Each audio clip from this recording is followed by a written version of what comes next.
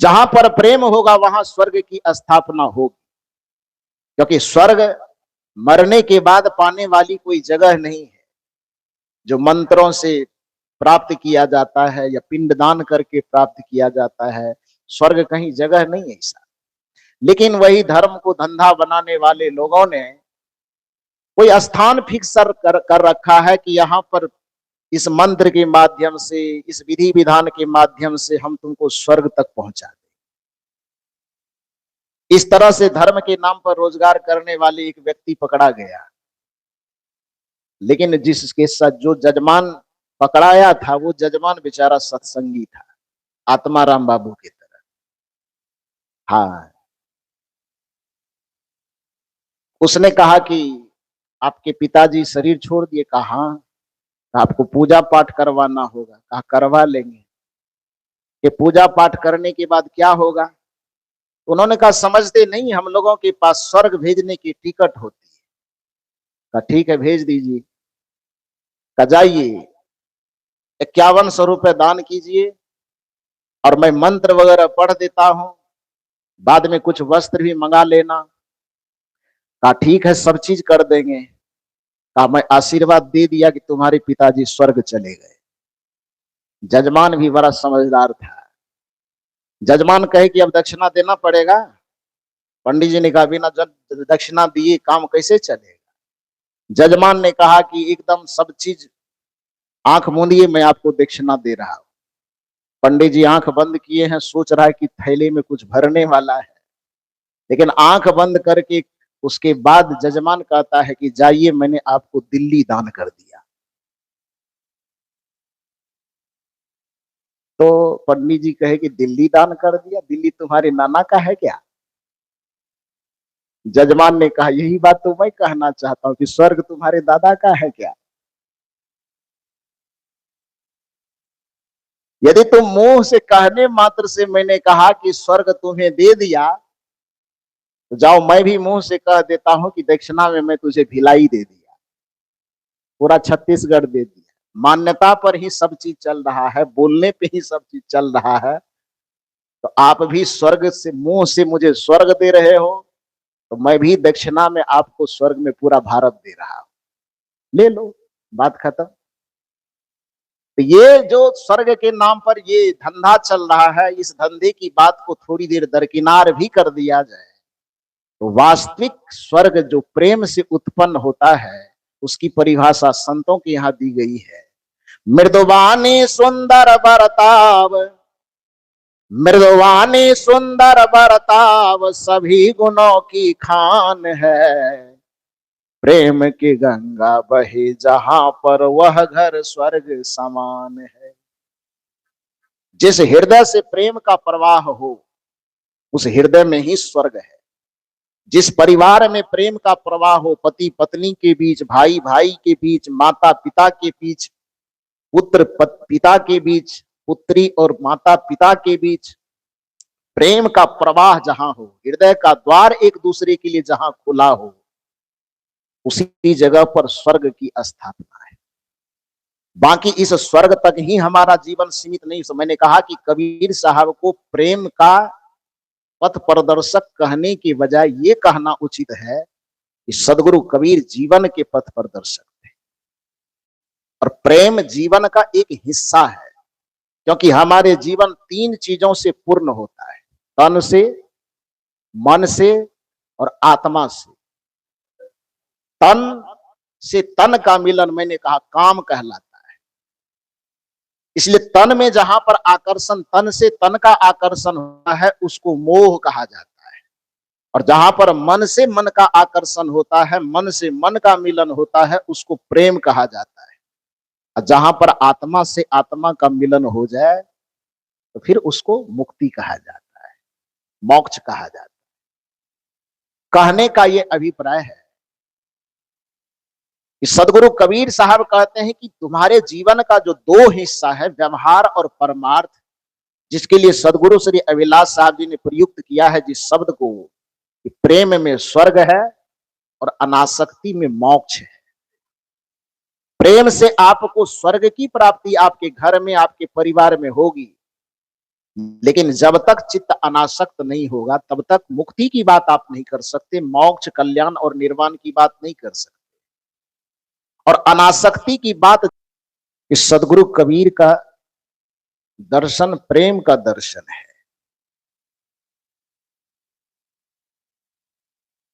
लेकिन मेरी दृष्टि में यदि सम्यक रूपेण कबीर दर्शन का मूल्यांकन हो तो कहना चाहिए कि कबीर साहब का दर्शन जीवन का दर्शन है। और प्रेम संपूर्ण जीवन नहीं है, प्रेम जीवन का एक हिस्सा है। आप बाजा गड़बड़ा, ये साउंड नहीं बज रहा है।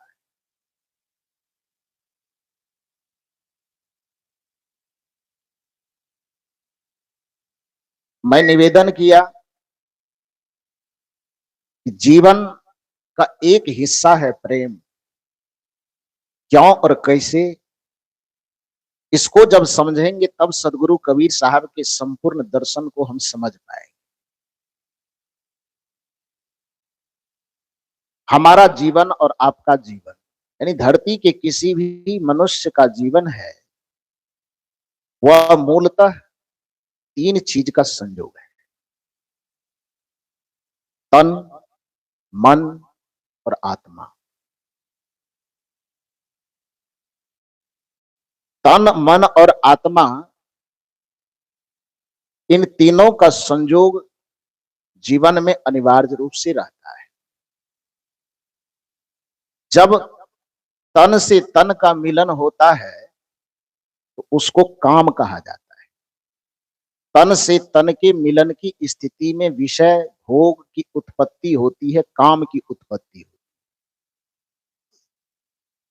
मन से मन के मिलन की स्थिति में प्रेम की उत्पत्ति होती है और आत्मा से आत्मा के मिलन में भक्ति की उत्पत्ति होती है।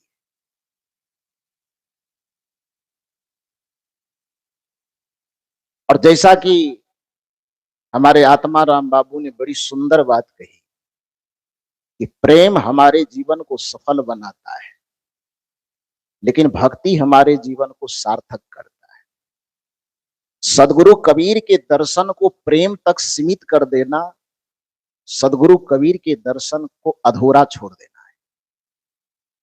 प्रेम से हमारा व्यवहारिक जीवन, पारिवारिक जीवन, सामाजिक जीवन समरस भले होता है, लेकिन प्रेम से हमें मुक्ति भी मिल जाएगी, ये कदापि संभव नहीं।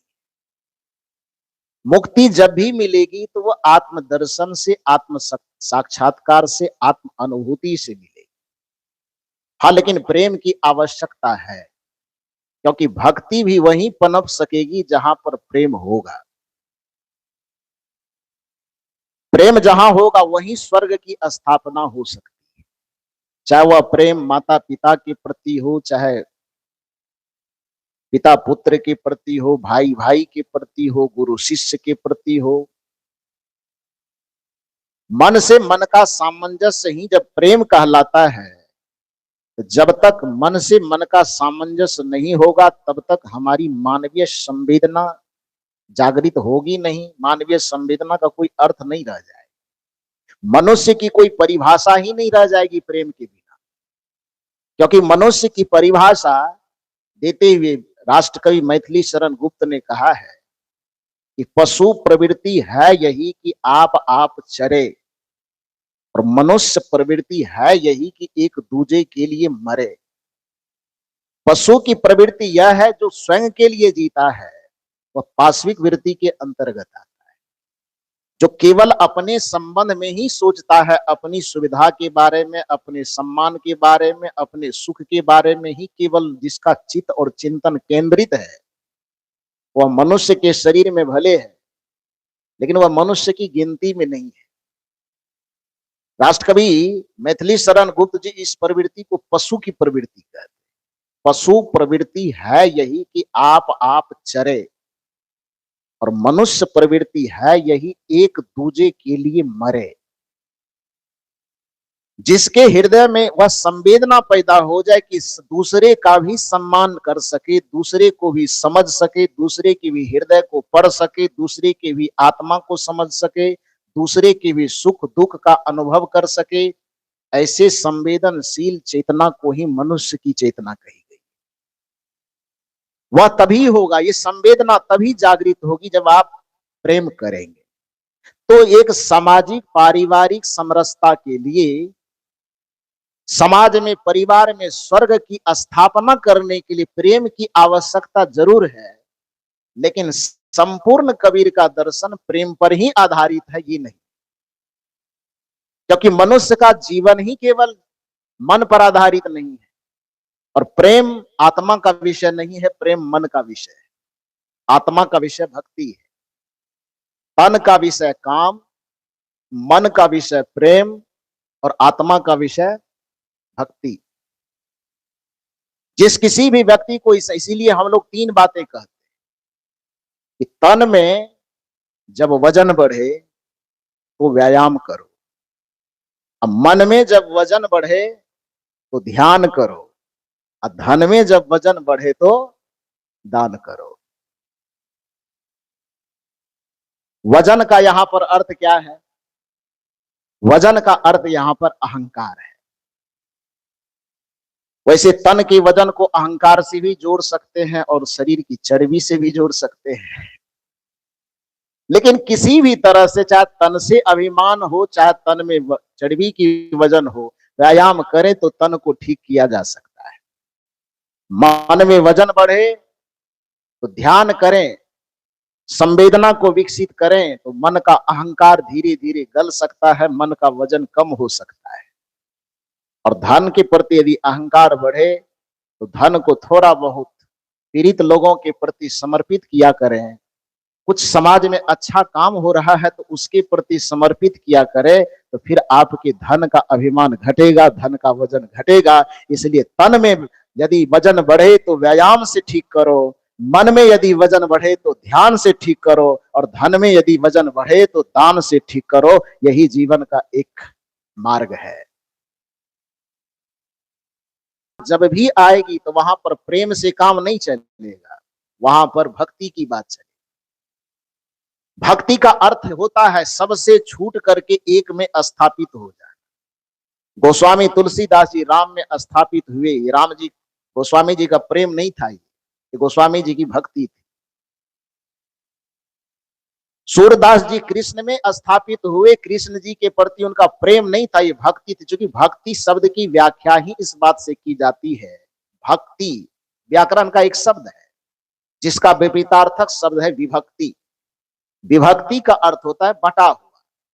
आपकी चेतना विभिन्न चीजों में बटी हुई हो, इसका मतलब आपका चित्त अभी विभक्ति का अनुकरण कर रही है।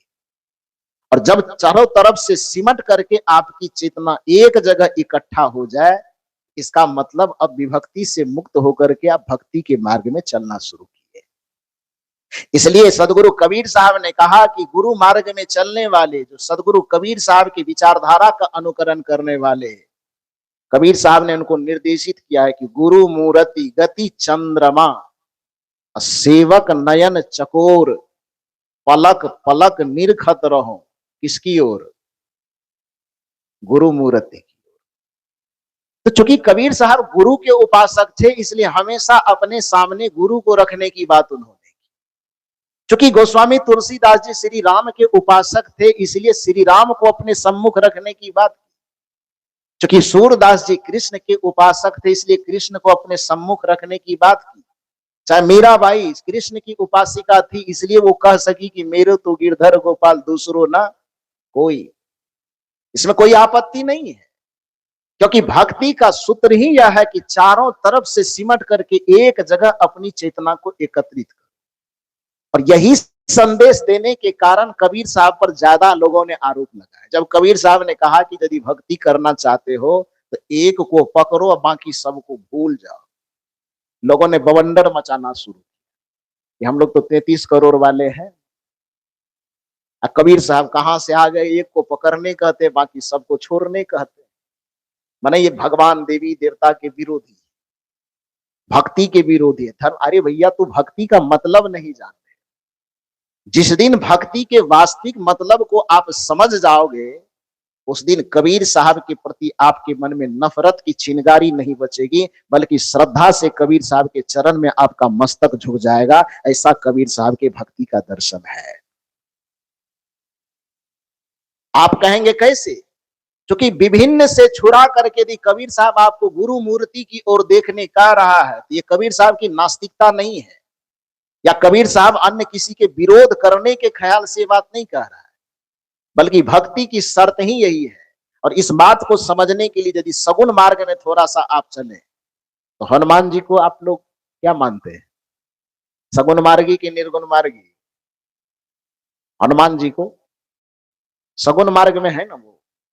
पंडित लोग सगुण मार्ग के देवता मानते हैं।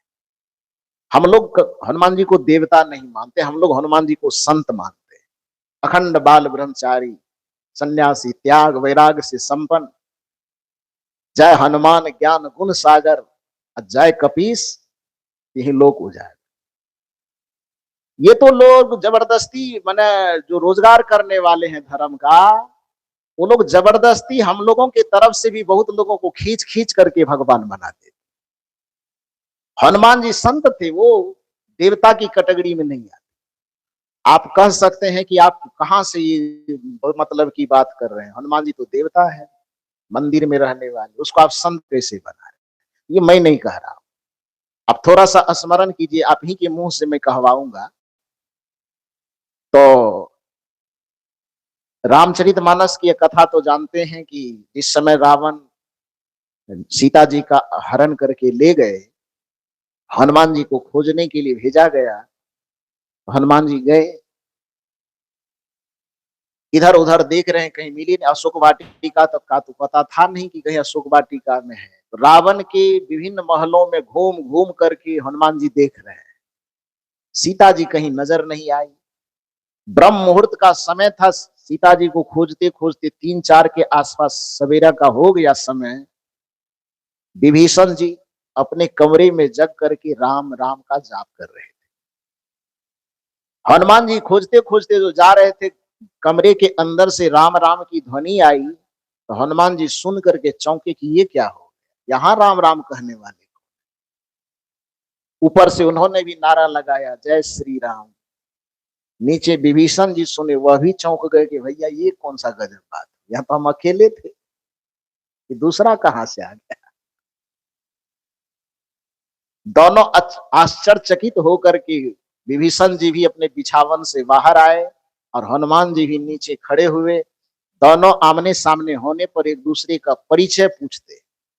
परिचय पूछने पर जब वास्तविकता पता चली कि भैया दोनों हम लोग राम जी को मानने वाले हैं, तो आपस में मिल करके विभीषण जी कहते हैं हनुमान जी का परिचय। क्या कहते हैं रामचरितमानस में? अब भरोसा मोहि भय हनुमंता, अब बिनु हरि कृपा मिलहि नहीं। आगे बोलो। मैंने पहले कहा कि मैं नहीं बोलूंगा, आपके मुंह से कहवाऊंगा। अब भरोसा मोहि भय हनुमंता, बिनु हरि कृपा मिलहि नहीं संता। जब विभीषण जी से हनुमान जी की प्रथम मुलाकात होती है, तो हनुमान जी का परिचय बताते हुए विभीषण जी कहते हैं कि हे हनुमान, आपका दर्शन एक संत के रूप में हुआ है, आप संत हैं, और जब आपका दर्शन अब मुझे हो गया है, तो अब मेरे दुखों का अंत हो जाएगा। सवाल आपसे यह है कि फिर हनुमान जी यदि संत की कैटेगरी में है, तो हम लोगों की बिरादरी के हुए कि धंधा वाले की बिरादरी का? आए थोड़ा जोर से बोलिए ना। हमारे लोगों के, ये हम लोगों का पार्टी, लेकिन जबरदस्ती उसको अपने में मिला लिया है।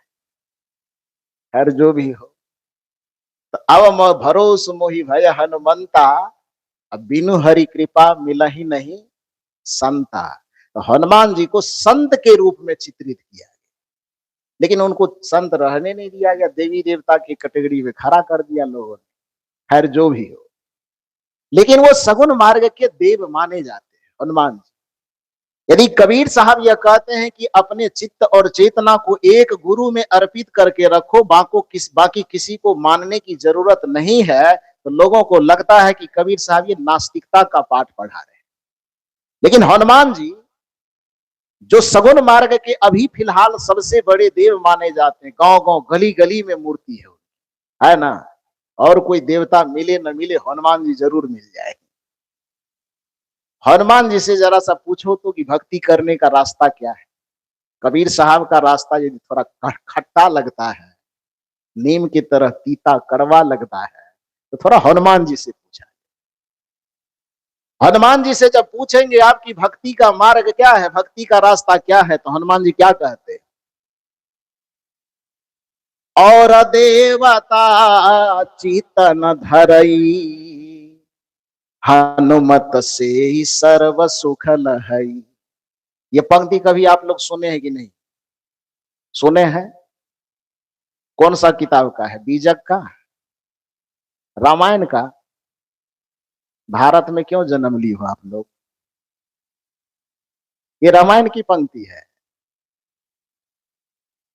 ये हनुमान चालीसा की पंक्ति, ठीक है? हनुमान चालीसा की पंक्ति है, पढ़िएगा। नहीं पढ़ने का मौका लगा होगा कभी तो हनुमान जी के मंदिर से चालीसा जरूर सुने हो, कान तक आई होगी आवाज। विचार भले न किए हो लेकिन आवाज जरूर आई हो। आज थोड़ा विचार कीजिए तो बढ़िया से बैठ के। कबीर साहब को नास्तिक कहते हैं, पता चले कहां तक नास्तिक कह सकते हैं आप। हनुमान जी कहते हैं कि यदि भक्ति करने के पथ पर चले हो तो सबसे पहला काम तुम्हें यह करना होगा कि और देवता चेतन धरई, हनुमत से ही सर्व सुख लहई। भक्ति का सिद्धांत यही कहता है कि यदि हनुमान जी को अपना इष्ट बनाए हो तो केवल उसकी आराधना करो और किसी देवता को चित्त में धारण। थोड़ा जोर से बोलिए, कान थोड़ा खराब है मेरा। आप लोग कह दो कुलदीप बाबू वहां इलाज करवा देंगे, तो इसलिए फिलहाल खराब है तो जोर से बोलेंगे तो मैं सुन पाऊंगा। और देवता चित्त न धरई, इसका अर्थ क्या हुआ? 33 करोड़ को मानते रहिए। इसका अर्थ क्या हुआ? इसका अर्थ यह हुआ कि और किसी देवता को अपने चित्त में जगह मत दो, धारण मत करो। हनुमत से ही सर्व सुख लहई। अब हनुमान जी को नास्तिक कहने की कौन कौन हिम्मत करेगा? इसमें जितने बैठे हैं या यूट्यूब के माध्यम से पूरी दुनिया देश में सुन रहे हैं, इस पंक्ति को लेकर के हनुमान जी को नास्तिक कहने की हिम्मत कौन कौन करेगा? कोई कहेगा? तो नहीं कहेगा तो कबीर साहब ही अकेले सस्ता समझ में आता है क्या आपको? कृष्ण जी से पूछा गया कि मैं यदि आपका भक्त होना चाहता हूं, प्रभु बताइए कि भक्ति करने का रास्ता क्या हो सकता है। कृष्ण जी ने भक्त की परिभाषा देते हुए, भक्ति का मार्ग बताते हुए कहा कि सर्वधर्म परित्यज्य माम एकम शरणम ब्रजः। धर्म के नाम पर फैरे कर्मकांडों और आडंबरों से संबंधित जितने मान्यता है सबका परित्याग करो। परित्यज्य माने, परित्यज्य माने पकड़ना कि छोड़ना? थोड़ा जोर से बोलिए, छोड़ना। सर्वधर्म परित्यज्य, धर्म के नाम पर जितने रीति रिवाज परंपरा की मान्यता को पकड़े हुए हो, सबसे पहले परित्यज्य, सबको छोड़ो। माम एकम, 33 करोड़ नहीं, एकम मन 33 करोड़ की एक। माम एकम शरणम ब्रजः, धर्म के नाम पर फैले समस्त कर्मकांडों के जंजाल को छोड़ करके सिर्फ एक मेरे शरणागति को स्वीकार करो, तभी तुम्हारे भक्ति का मार्ग सफल और सार्थक होगा।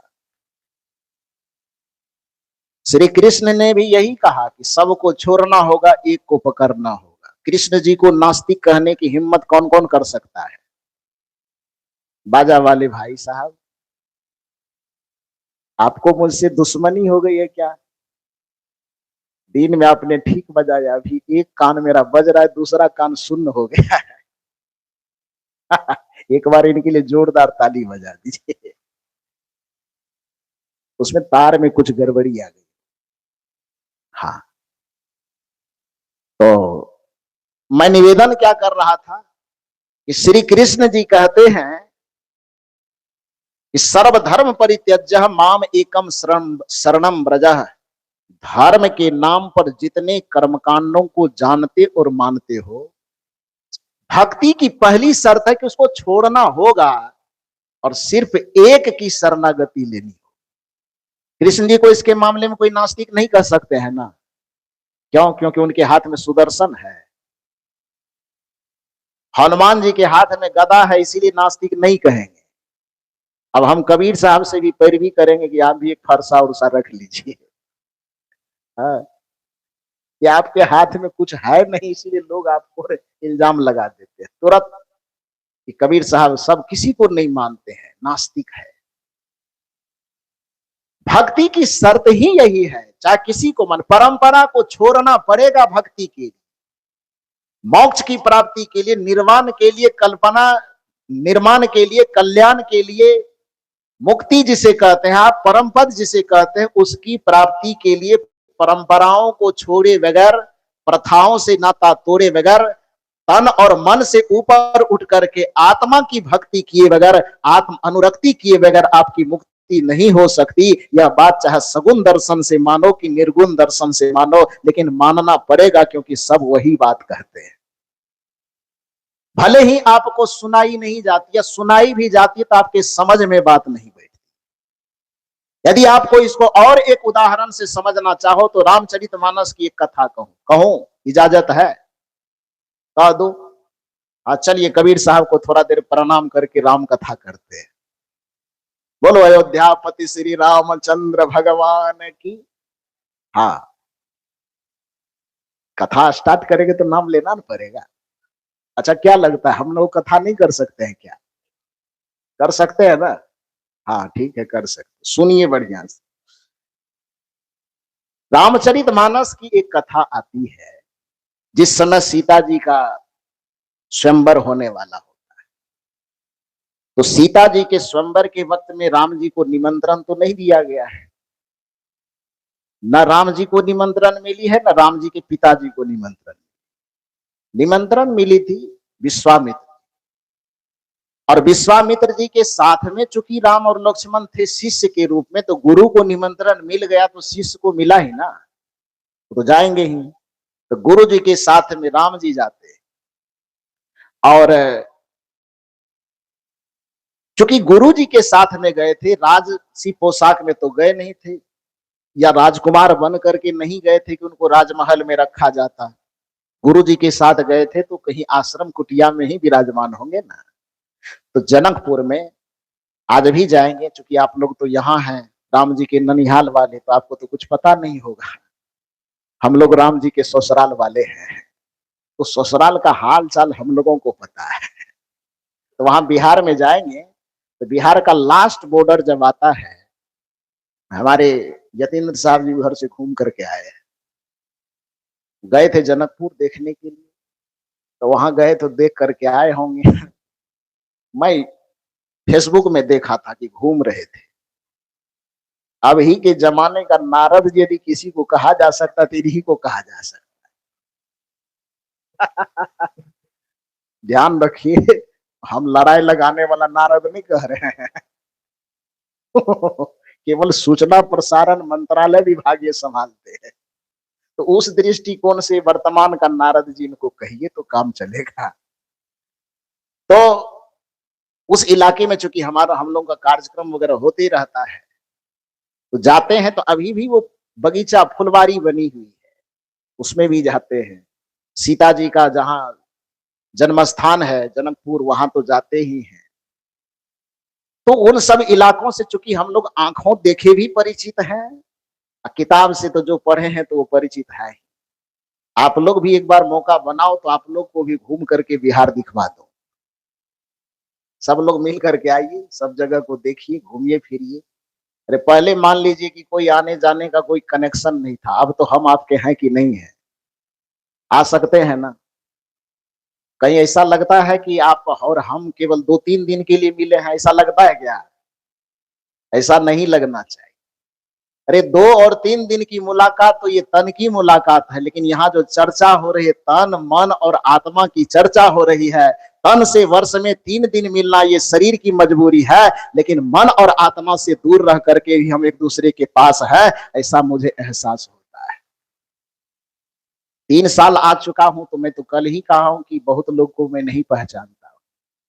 जो नजदीक वाले लोग हैं उसको नहीं पहचानता हूं, जैसे कि आत्माराम बाबू को नहीं पहचानता हूं, हीरालाल बाबू को नहीं पहचानता हूं, शिव कुमार बाबू को नहीं पहचानता हूं। तो ये नहीं पहचानने वालों की संख्या अब बहुत ज्यादा है ना।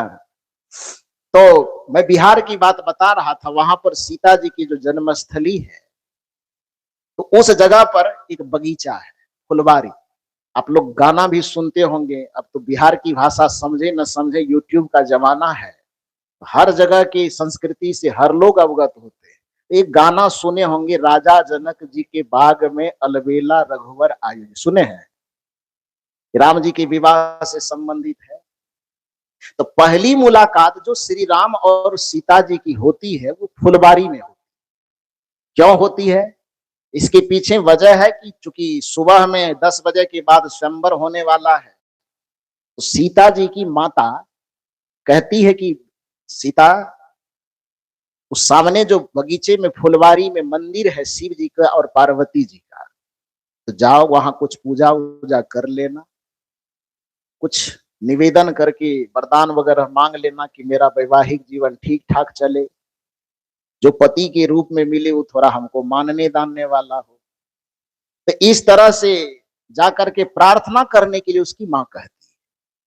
साथ में 5-6 सहेलियों को दे देती है, और 5-6 सहेलियों के साथ में सीता जी उस मंदिर में पूजा करने जाती। ये कथा में बना के नहीं कह रहा हूं, रामचरितमानस यदि आपके घर में होगा तो उन कथाओं को आज इतना दिन पढ़े होंगे तो अपने मन से पढ़े होंगे। आज आप यहां से प्रवचन सुन के जाना, तो एक बार मेरी नजरिए से उसको पढ़ के देखना, जो मैं कह रहा हूं उसको बढ़िया से सुनिए। तो सीता जी की लगभग 5-6 सहेलियां सीता जी के साथ में लगती है, मंदिर जाती है पूजा करने के ख्याल से। जिस फुलवारी में सीता जी पूजा करने गई है, उसी फुलवारी के दूसरे कोने पर दूसरे हिस्से में जो कुटिया है, उसमें विश्वामित्र जी ठहरे हैं और साथ में राम और लक्ष्मण जी भी ठहरे हुए हैं। तो चूंकि सुबह में पूजा करने के लिए गई, तो सहेलियों के साथ में उस फुलवारी में कुछ फूल वगैरह तोड़ती है, और फूल तोड़ करके वह मंदिर के अंदर प्रवेश कर जाती। सहेलियां चूंकि पूजा करने गई नहीं थी, तो केवल साथ में गई थी ना, तो सहेलियां उस मंदिर के दरवाजे के बाहर खड़ी हो जाती है, कुछ दाएं कुछ बाएं। सीता जी मंदिर के अंदर प्रवेश कर गई। तब तक दूसरी घटना क्या घटती है कि इधर सुबह होने पर विश्वामित्र जी जगते हैं, तो शिष्य रूप में राम जी और लक्ष्मण जी जो गए हैं, तो उनसे भी कहते हैं कि बेटा सूर्योदय हुआ है, पूजा पाठ करने का समय है, स्नान वगैरह हम लोग सब लोग कर ही लिए हैं, तो जाओ कुछ फूल तोड़ करके ले आओ ताकि हम भी कुछ पूजा पाठ करें। तो राम जी और लक्ष्मण जी दोनों मिल करके उसी फुलवारी में, जिसमें अभी अभी सीता जी फूल तोड़ करके पूजा करने गई है, उसी फुलवारी में जाकर के राम जी और लक्ष्मण जी फूल तोड़ते हैं। सीता जी तो मंदिर के अंदर है, मंदिर के बाहर में कौन खड़ी है? सीता जी की सहेलियां। अब राम जी और लक्ष्मण जी उसी फुलवारी में फूल तोड़ने के लिए पहुंचे हैं, तो सबसे पहले राम जी के ऊपर में किन की नजर पड़ेगी? थोड़ा जोर से बोलिए। सहेलियों की नजर पड़ी। और जैसे ही सहेलियों की नजर पड़ी, तो सहेलियां तो एकदम मनमगन हो गया, खुशी से झूमने लगी, क्योंकि राम जी को रामचरितमानस में जो भगवान का दर्जा प्राप्त है, तो रामचरितमानस कथा के अनुसार सहेलियों को भगवान का प्रथम दर्शन होता है। खुशी से झूमने लगी। नीति यह कहती है, जो जाने सोई देई जनाई, जानत तुम ही हो जाई। जो जानता है अपने करीब के लोगों को जनाने की वह कोशिश करता है। बिना जनाए आदमी रह नहीं सकता है। भीतर की ऊर्जा, भीतर की एनर्जी, भीतर की सकारात्मकता जब व्यक्ति के अंतर्गत आती है, वो दुनिया को जनाना चाहता है। यही कारण होता है, मनोविज्ञान भी कहता है कि जब आदमी की अंतःकरण में सुख प्रकट होता है तो वह दुनिया को बांट चाहता है, और जब आदमी के अंतःकरण में दुख की उत्पत्ति होती है तो वो सिमटना और छुपना चाहता है। मनोविज्ञान कहता है यही कारण है कि जब दो आदमी चुनाव लड़ रहा हो, कल्पना करो कि एक आदमी जीत गया तो खुशी मिली ना, क्या करेगा वो खुशी मिलने वाला? जाके रजाई तान करके सो जाएगा। आए बिहार में लोग ऐसे करता है। छत्तीसगढ़ का क्या मामला है? कोई चुनाव लड़ रहा है तो विजेता आदमी जो होगा क्या करेगा? वो घर में जाके छुप करके बैठ जाएगा। तब क्या करेगा? वो उत्साह मनाएगा खाली ऐसे ढोल के साथ। आजकल ढोल से भी काम नहीं चलेगा, डीजे चाहिए, चाहिए ना, बम चाहिए फोड़ने के लिए, ताकि दुनिया जाने कि कुछ मिला है। तो जब सुख की अनुभूति होती है तो मनोविज्ञान कहता है कि सुख के समय में हमारा चित्त संकुचित नहीं होता है, चित्त फैलता है और फैल करके दुनिया को बताना चाहता है कि हमने कुछ पाया है। और जब हमारा चित्त दुखी होता है तो उस समय किनसे लोग मिलना चाहता है?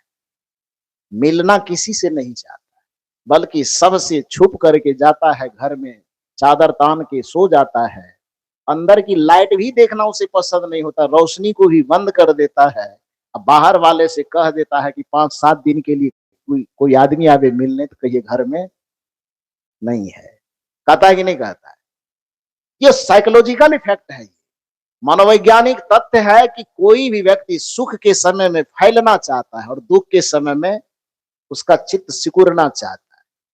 सुख के समय में दुनिया को दिखाना चाहता है और दुख के समय में आदमी सिमट करके अकेला होना चाहता है। यही कारण है कि सीता की सहेलियों को राम जी मिल गए हैं, वो छुपाना चाहेगी कि फैलाना चाहेगी?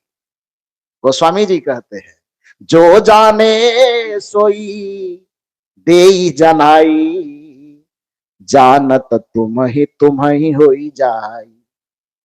मीराबाई प्राप्त की तो मीराबाई छुपा करके रख नहीं सकी कि पग घुंघरू बांध मीरा नाची रे, और पूरी दुनिया को बताई, पायो जी मैंने राम रतन धन पायो, वस्तु अमोलक दी मेरे सतगुरु, वस्तु अमोलक दी मेरे सतगुरु, कर कृपा अपनायो, पायो जी मैंने राम रतन धन पायो।